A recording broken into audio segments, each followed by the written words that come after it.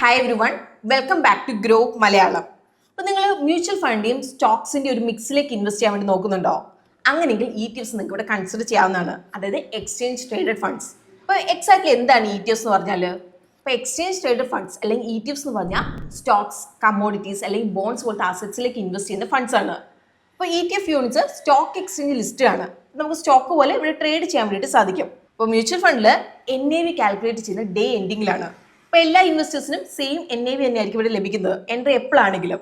അപ്പോൾ ഇവിടെ ഒരേ ഒരു കണ്ടീഷനേ ഉള്ളൂ, ആപ്ലിക്കേഷൻ കട്ട് ഓഫ് ടൈമിന് മുമ്പായിട്ട് സബ്മിറ്റ് ചെയ്യണം. അപ്പോൾ നമ്മൾ ഇക്വിറ്റി ഓറിയന്റഡ് ETFസിനെ പറ്റി നമ്മൾ സംസാരിക്കുമ്പോൾ സ്റ്റോക്ക് മാർക്കറ്റ് ഇൻഡെക്സിന്റെ പോർട്ട്ഫോളിയോ റെപ്ലിക്കേറ്റ് ചെയ്യുന്ന പാസീവ് ഫണ്ട്സ് ആണിത്. അപ്പോൾ നമുക്കിനി സ്റ്റോക്ക് മാർക്കറ്റ് ഇൻഡീസസ് ലൈക്ക് ഇപ്പോൾ Nifty 50, BSE Sensex, Nifty 500, Nifty Mid Cap 150, Nifty Small Cap 250, commodities like gold and silver, അതിൽ നാസ്ഡാക്ക് 100 പോലത്തെ ഗ്ലോബൽ ഇൻഡീസസ് ട്രാക്ക് ചെയ്യുന്ന ETFs നമുക്ക് നോക്കാം. അപ്പം അങ്ങനെയാകുമ്പോൾ ഏകദേശം സെയിം റിട്ടേൺസ് തന്നെ നൽകാനായിട്ട് നമുക്കിവിടെ കഴിയും. ട്രാക്കിംഗ് എറർ മാത്രമേ ഇവിടെ ഉണ്ടാവുള്ളൂ. സോ ഇന്നത്തെ നമ്മുടെ വീഡിയോയിൽ നിങ്ങൾക്ക് ലോങ് ടേമിലേക്ക് കൺസിഡർ ചെയ്യുന്ന 6 എസെൻഷ്യൽ ETFs ആണ് നമ്മൾ നോക്കാൻ പോകുന്നത്.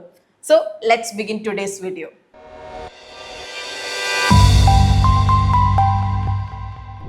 ആദ്യത്തെ Nifty 50 ETF ആണ്. അപ്പോൾ നിങ്ങൾ നിങ്ങളുടെ പോർട്ട്ഫോളിയോ ഉണ്ടാക്കിയെടുക്കാൻ നോക്കുമ്പോൾ ആദ്യത്തും അതുപോലെ ഏറ്റവും പ്രധാനപ്പെട്ട ഒന്നാണ് Nifty 50 ETF. അപ്പോൾ Nifty 50 സ്റ്റോക്ക് മാർക്കറ്റ് ഇൻഡെക്സ് എന്ന് പറഞ്ഞാൽ NSE ലിസ്റ്റ് ചെയ്തിരിക്കുന്ന ടോപ്പ് 50 ബ്ലൂ ചിപ്പ് കമ്പനീസിൻ്റെ ഒരു കളക്ഷൻ ആണ്. അപ്പോൾ നമ്മൾ ന്യൂസിൽ കേൾക്കാറില്ലേ ഇന്ന് മാർക്കറ്റ് കയറി എന്നൊക്കെ? അപ്പോൾ ആക്ച്വലി Nifty 50 ആണ് ഈ പറയുന്നത്. അപ്പോൾ ഈ ഒരു ഇൻഡെക്സിൽ ബാങ്കിങ്, IT, FMCG അതുപോലെ എനർജി സെക്ടറിൽ നിന്നുള്ള ടോപ്പ് 50 കമ്പനീസ് ആണ് ഉള്ളത്. അപ്പോൾ ഈ ഒരു കമ്പനികൾക്കെല്ലാം സ്ട്രോങ് ബാലൻസ് ഷീറ്റ് ഉണ്ട്, ഇവരുടെ ബിസിനസ് മോഡൽ എസ്റ്റാബ്ലിഷ്ഡ് ആണ്, അതിൽ എക്കോണമിക് ഡൗൺ ടൗൺ വരുമ്പോൾ സർവേ ചെയ്യാനുള്ള കപ്പാസിറ്റി ഉള്ളവരാണ് ഇവർ. ഇപ്പോൾ റീറ്റെയിൽ ഇൻവെസ്റ്റേഴ്സിന്, പ്രത്യേകിച്ച് ഇക്വിറ്റി മാർക്കറ്റിൽ പുതിയതായിട്ട് വരുന്ന ഇൻവെസ്റ്റേഴ്സിന് മാർക്കറ്റ് റിസ്ക് കുറച്ച് പേടിക്കുന്ന ഒരു കാര്യമാണ് അവർ. അപ്പോൾ അതുകൊണ്ട് തന്നെ Nifty 50 എന്ന് പറയുന്നത് അവർക്കൊരു രാത്രി നല്ല സുഖമായിട്ട് കിടന്നുറങ്ങാൻ പറ്റുന്ന രീതിയിലുള്ള ഒരു ഇൻവെസ്റ്റ്മെന്റ് ആണ്. സോ ഇത് മ്യൂച്വൽ ഫണ്ടിലേക്കൊക്കെ ആദ്യമായിട്ട് കയറാൻ വേണ്ടി നിൽക്കുന്ന ഇൻവെസ്റ്റേഴ്സിനൊക്കെ നല്ലൊരു സ്റ്റെപ്പിംഗ് സ്റ്റോൺ ആണ്. അപ്പോൾ കഴിഞ്ഞ 10 വർഷത്തിൽ ടോപ്പ് 3 Nifty 50 ETFs വരുന്നത് ഇതൊക്കെയാണ്. ഇനി രണ്ടാമത്തത് Nifty 500 ആൻഡ് BSE 500 ETF ആണ്. അപ്പോൾ Nifty 50 ETF ഒരു പോർട്ട്ഫോളിയോയുടെ സ്ട്രോങ് ബേസ് ആണെങ്കിൽ Nifty 500 അല്ലെങ്കിൽ BSE 500 ETFs പോർട്ട്ഫോളിയോ മുന്നോട്ടേക്ക് കൊണ്ടുവന്ന് ഗ്രോത്ത് എഞ്ചിൻ പോലെയാണ്. നിങ്ങളിപ്പം ടോപ്പ് 50 കമ്പനീസിലേക്ക് നിർത്തുവാണെങ്കിൽ നിങ്ങൾക്ക് ഇന്ത്യയിൽ ഡീപ്പ് റൂട്ടഡ് എക്കോണമിക് ഗ്രോത്ത് നേടാനുള്ള അവസരം നഷ്ടമാണ് ചെയ്യുന്നത്. ഇപ്പോൾ Nifty 500 അല്ലെങ്കിൽ BSE 500 ETFs ഇന്ത്യയിലെ ടോപ്പ് 500 കമ്പനീസിലേക്ക് ഇൻവെസ്റ്റേഴ്സിന് എക്സ്പോഷർ നൽകുകയാണ് ഇവിടെ ചെയ്യുന്നത്. അപ്പോൾ ഇതിൽ വരുന്നതാണ് 100 large cap, 150 mid cap, 250 small cap കമ്പനീസും. അപ്പോൾ ഇതെല്ലാം നമുക്ക് ഒറ്റ കൊടക്കയിൽ ഇവിടെ ലഭിക്കുകയാണ് ചെയ്യുന്നത്. അപ്പോൾ ഈ ഒരു ഇൻഡെക്സ് വഴി നമുക്ക് NSE അല്ലെങ്കിൽ BSE ലിസ്റ്റ് ചെയ്തിരിക്കുന്ന ടോട്ടൽ മാർക്കറ്റ് ക്യാപിറ്റലൈസേഷന് 95% ഇവിടെ കവർ ചെയ്യുന്നുണ്ട്. ഇപ്പോൾ Nifty 500 അല്ലെങ്കിൽ BSE 500 ഏറ്റവും വലിയ സ്ട്രെങ്ത് അവരുടെ ബ്രോഡ് ബേസ്ഡ് ഡൈവേഴ്സിഫിക്കേഷൻ ആണ്. നമ്മൾ നേരത്തെ പറഞ്ഞ പോലെ Nifty 50 ടോപ്പ് 10 കമ്പനീസിന് ഡോമിനേഷൻ എന്ന് പറയുന്നത് ഏകദേശം 56%. എന്നാൽ നമ്മൾ Nifty 500 അല്ലെങ്കിൽ BSE 500 നോക്കിയാൽ ഈ ഒരു ടോപ്പ് 10 കമ്പനീസ് 32.5% മാത്രമാണ് വെയിറ്റേജ് ഇവിടെ ഹോൾഡ് ചെയ്യുന്നത്. അപ്പോൾ ഇതുപോലെ റിസ്ക് പല കമ്പനിയിലേക്ക് ഡിസ്ട്രിബ്യൂട്ട് ചെയ്യുന്നത് ഇൻവെസ്റ്റേഴ്സിന് ഒരു ബാക്കപ്പ് പ്രൊട്ടക്ഷൻ പോലെ ഇവിടെ ഹെൽപ്പ് ചെയ്യും.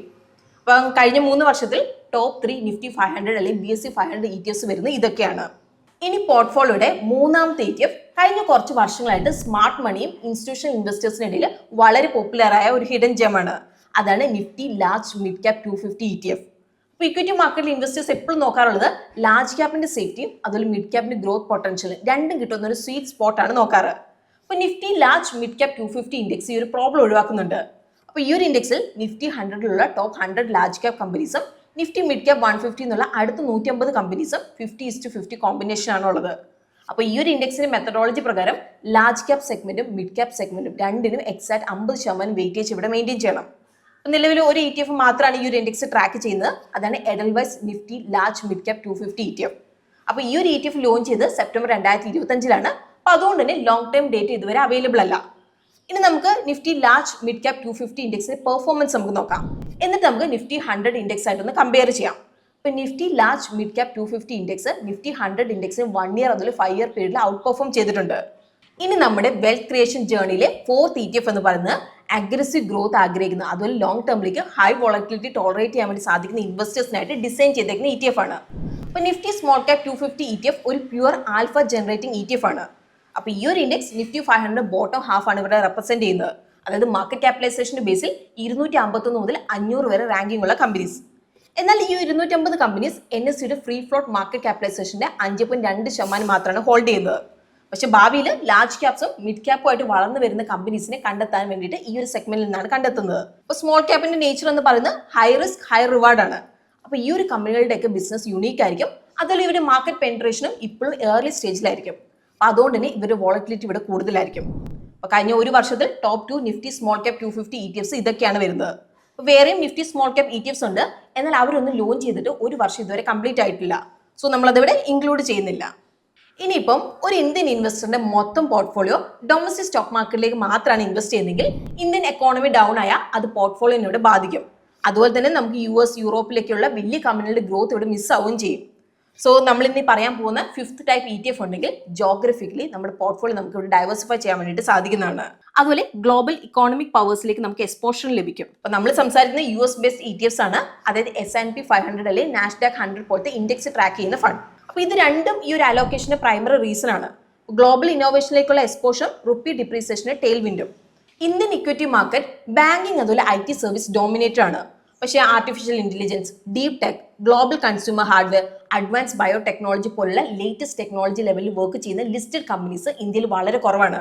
ഓൾമോസ്റ്റ് ഇല്ല എന്ന് നമുക്ക് ഇവിടെ പറയാൻ വേണ്ടിയിട്ട് സാധിക്കും. അപ്പോൾ S&P 500 US ടോപ്പ് 500 കമ്പനീസിനാണ് ഇവിടെ ക്യാപ്ചർ ചെയ്യുന്നത്. അപ്പോൾ ഇത് ടോട്ടൽ US സ്റ്റോക്ക് മാർക്കറ്റിന്റെ 80% റെപ്രസെന്റ് ചെയ്യുന്നത്. അതേസമയത്ത് നാസ്ഡാക്ക് 100 ടെക്നോളജി ഹെവിയാണ്. അപ്പോൾ ഇതിൽ Apple, Microsoft, Nvidia, Amazon, Meta, Alphabet, Tesla പോലെയുള്ള ഗ്ലോബൽ ജയൻസ് വരുന്നുണ്ട്. അപ്പോൾ ഈ ഒരു മാഗ്നിഫിഷ്യന്റ് 7 കമ്പനീസ് നാസ്ഡാക്ക് 100 62.3% വെയിറ്റേജും S&P 500 33.8% വെയിറ്റേജും ഹോൾഡ് ചെയ്യുന്നുണ്ട്.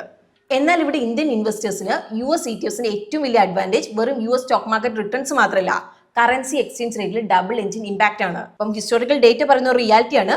എല്ലാ 10 വർഷത്തിലും ഇന്ത്യൻ റുപ്പി US ഡോളർ വെച്ച് നമ്മൾ കമ്പയർ ആക്കുമ്പോൾ ഓൾമോസ്റ്റ് 40% വരെ value നഷ്ടമാവുന്നുണ്ട്.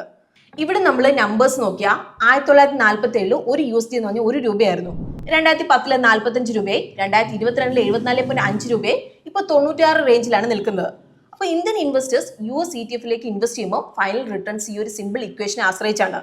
US market return plus rupee depreciation gain. ഇപ്പം S&P 500 ഒരു വർഷത്തിൽ 10% റിട്ടേൺസ് നൽകിയെന്ന് വിചാരിക്കുക. അതുപോലെ ആ ഒരു സെയിം പീരീഡിൽ Indian rupee USD against 4% depreciate ചെയ്തിട്ടുണ്ടെങ്കിൽ ഇന്ത്യൻ ഇൻവെസ്റ്റേഴ്സിന് INR ടേംസിൽ ഏകദേശം 14% അബ്സല്യൂട്ട് റിട്ടേൺസ് കിട്ടാൻ വേണ്ടിയുള്ള സാധ്യതയുണ്ട്.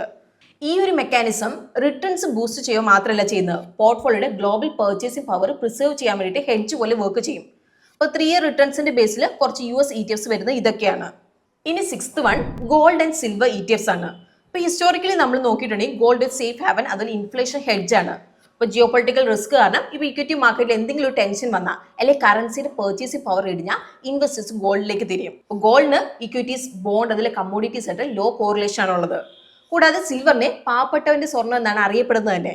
പക്ഷേ പ്രൈസ് മെക്കാനിസം നമ്മൾ നോക്കുവാണെങ്കിൽ കംപ്ലീറ്റ്ലി ഇവിടെ ഡിഫറെന്റ് ആണ്. എന്നാൽ ഗോൾഡ് പ്യൂർലി ഒരു മോണിറ്ററി അസറ്റ് ആണ്. 50%-ലധികം സിൽവർ ഡിമാൻഡ് ഹെവി ഇൻഡസ്ട്രി അതുപോലെ ഹൈ ടെക്നോളജി എന്നാണ് വരുന്നത്.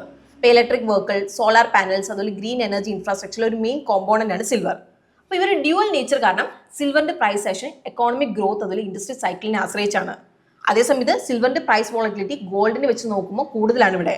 അപ്പോൾ ഇത് കാരണമാണ് സിൽവർ പോർട്ട്ഫോളിയോയുടെ സാറ്റലൈറ്റ് പോർഷനിൽ വെക്കാൻ വേണ്ടിയിട്ട് പറയുന്നത്. അതായത് മെയിൻ ഇൻവെസ്റ്റ്മെന്റ് അല്ല, പക്ഷേ ഡൈവേഴ്സിഫിക്കേഷൻ ആയിട്ട് നമുക്കിവിടെ യൂസ് ചെയ്യാവുന്ന അസറ്റ് ആയിട്ട്. 1 ഇയർ റിട്ടേൺസിന്റെ ബേസിൽ top 3 gold and silver ETFs വരുന്നത് ഇതൊക്കെയാണ്. സോ നമ്മൾ വീഡിയോയുടെ ലാസ്റ്റ് പാർട്ടിലേക്ക് നമ്മൾ എത്തിയിട്ടുണ്ട്. ലോങ് ടേം വെൽത്ത് ക്രിയേഷന് നല്ലൊരു ടൂളാണ് ETFs. പക്ഷെ നിങ്ങളിപ്പോൾ ETFസിലേക്ക് ഇൻവെസ്റ്റ് ചെയ്യുന്നതിന് മുമ്പ് 3 ടെക്നിക്കൽ ഫാക്ടേഴ്സ് നിങ്ങൾ ഇവിടെ നോക്കണം. അപ്പോൾ ആദ്യത്തെ ട്രാക്കിംഗ് എറർ ആണ്.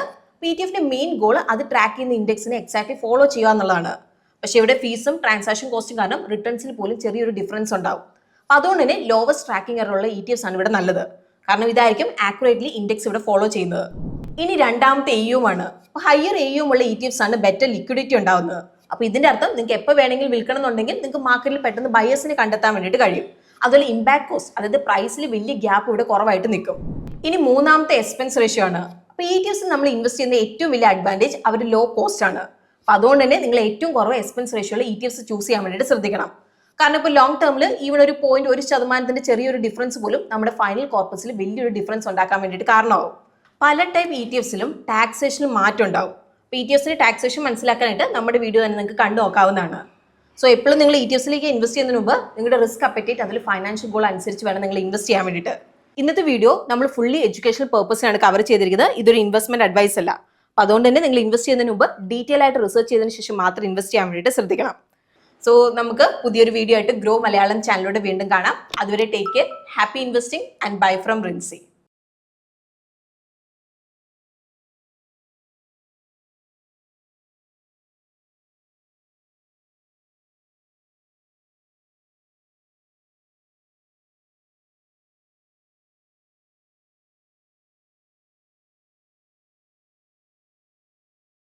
Investment in securities market are subject to market risks. Read all the related documents carefully before investing. Please read the risk disclosure documents carefully before investing in equity shares, derivatives, mutual fund, and or other instruments traded on the stock exchanges.